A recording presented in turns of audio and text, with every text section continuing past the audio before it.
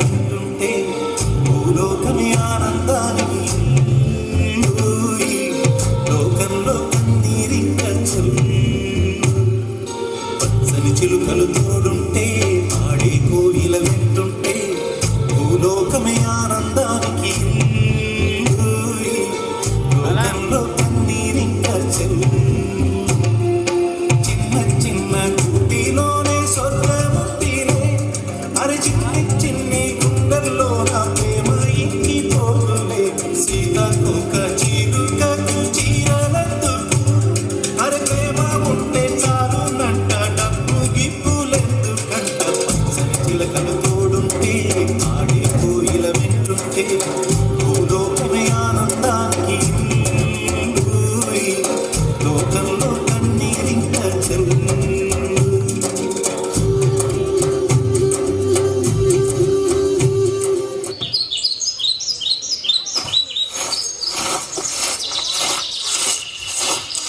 అమ్మా అమ్మా నాన్న వస్తున్నాడమ్మా.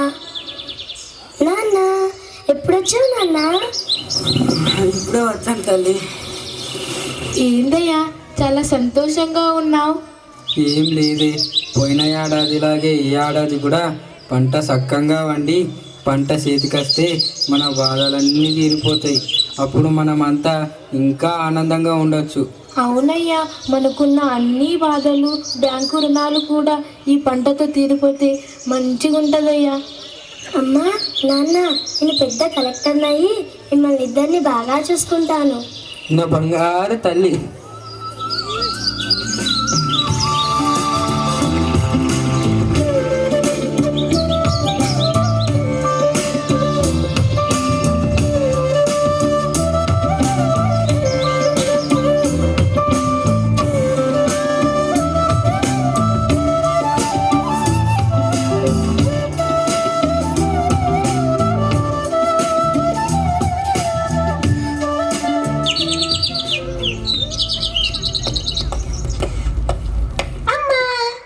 ఏంటమ్మా ఇంత సంతోషంగా ఉన్నావు? ఈరోజు స్కూల్లో ప్రోగ్రెస్ రిపోర్ట్ ఇచ్చారు. మార్క్స్ పర్వాలేదు కానీ ఇంకా బాగా వస్తే నమ్మకం కలిగింది. అవునా, సరే కాలు కడుక్కో, అన్నం తింటూ గాని. అమ్మా ఈరోజు మా ప్రిన్సిపల్ భలే చెప్పాడమ్మా, మార్క్స్ అనేవి జీవితాన్ని భవిష్యత్తును శాసించే కొలమానం కాదు, తక్కువ వచ్చిన వారు బాధపడకూడదు, ఈ మార్క్స్ ను ఎగ్జామ్స్ ను దాటి ఆలోచించండి, మీరు ఇంకా సాధించగలరు అంటూ భలే చెప్పాడమ్మా.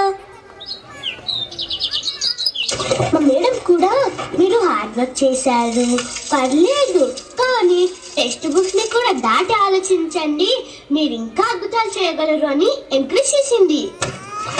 మా స్కూల్ బస్ డ్రైవర్ ఏమో మార్క్స్ గీక్స్ అనే టెన్షన్ వదిలేసి ఇక ఫుల్గా ఎంజాయ్ చేయండి అంటూ మమ్మల్ని సరదాగా టౌన్ అంతా తిప్పాడమ్మా.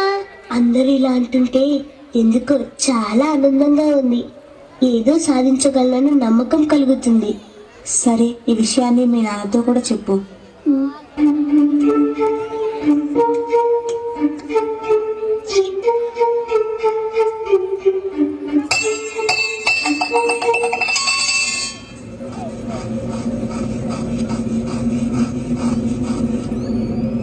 నాకు చెప్పినట్లే నాన్నకు కూడా అందరు ఇలా చెప్పుండాల్సిందమ్మా. పంటలు పండడానికి చేయాల్సిన కష్టం చేశావు, ఆ పంటకు రావాల్సిన కనీస ధర రాకపోవడం నీ తప్పు కాదు, వాటికి నష్టం రావడం కూడా నీ తప్పు కాదు అని ధైర్యం చెప్పుండాల్సింది. భయం ఎందుకు, ఈసారి కాకపోయినా వచ్చే ఏడాదికైనా నీ అప్పులు తీరుతాయి అని ఎవరైనా ధైర్యం చెప్పుండాల్సింది.